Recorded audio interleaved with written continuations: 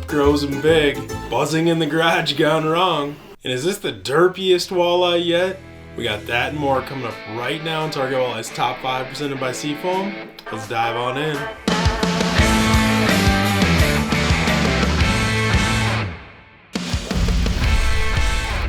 Man, just when we finally had a slight, tiny little glimpse at fall, some cooler temps, Mother Nature said, and we're gonna be back up to like 100 degrees this weekend. Yuck. No thank you.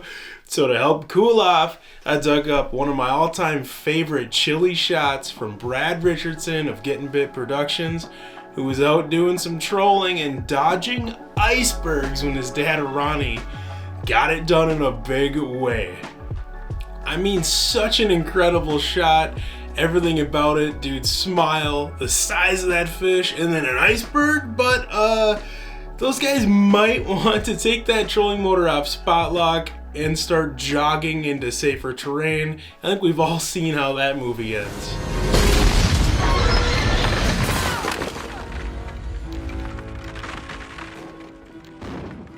I can handle some icebergs, a few floaters here and there to dodge, but this is a hard no for me. You know what? Suddenly 100 degrees doesn't sound all that bad.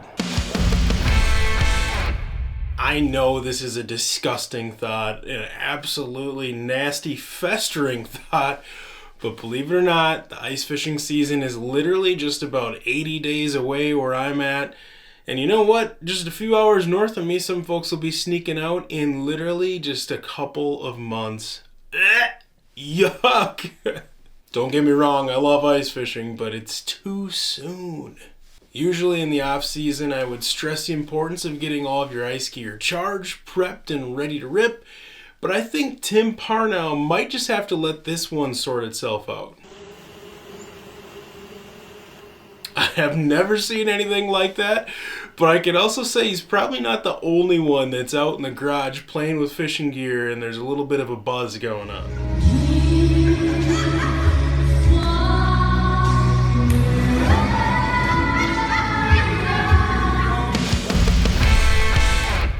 We've shared some pictures of Zander on here before, which you can basically think of a Zander as the European cousin of a walleye, except for it's sort of like a walleye that can get absolutely ridiculously huge like this guy. But those aren't the only European cousins that grow to stupid big dumb sizes. Take a look at this behemoth pike that was caught by Tim Kopka on a number 4 Mepps Black Fury spinner. If you think that thing's shoulders are impressive, wait until you see its belly. Apparently that fish was about 46.5 inches long, but weighed nearly 40 pounds. And believe it or not, even some of the European panfish grow to just ridiculous sizes. If you've ever wondered what a 7.5 pound jumbo perch would look like, well, here you go. That's Peter Hamp, who road tripped to Holland to catch the 21.25 inch jumbo. And I also find it just hilarious that that thing ate a crankbait that was painted in the same color as it was. Is that cannibalism? By the way, she was released to get even more bigger. And you know, I've never really thought much about planning a trip to Europe to see the sights until I realized that those sights include just absurd fish. Now, how long would it take? Do not try and swim to Europe. No. Don't swim to Europe. Do not. Last week, I shared some pictures of tagged or banded walleyes, and leave it to Target Walleye readers to kick it up a whole nother notch. Like this one that I was just sent from Kirk Bird of a Lake Sharp walleye that was unlucky enough to get caught by the band on its lip. Although if you look closely, it's also not his first banded walleye. He's got a few little chunks of bling hanging there on his trolling motor remote lanyard.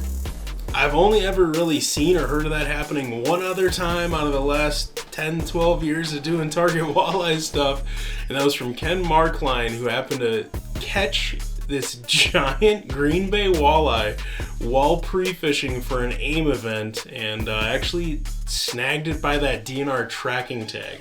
I don't know what the odds are of either of those things happening, but it has to be just outrageous, and I hope both those guys bought lottery tickets those days.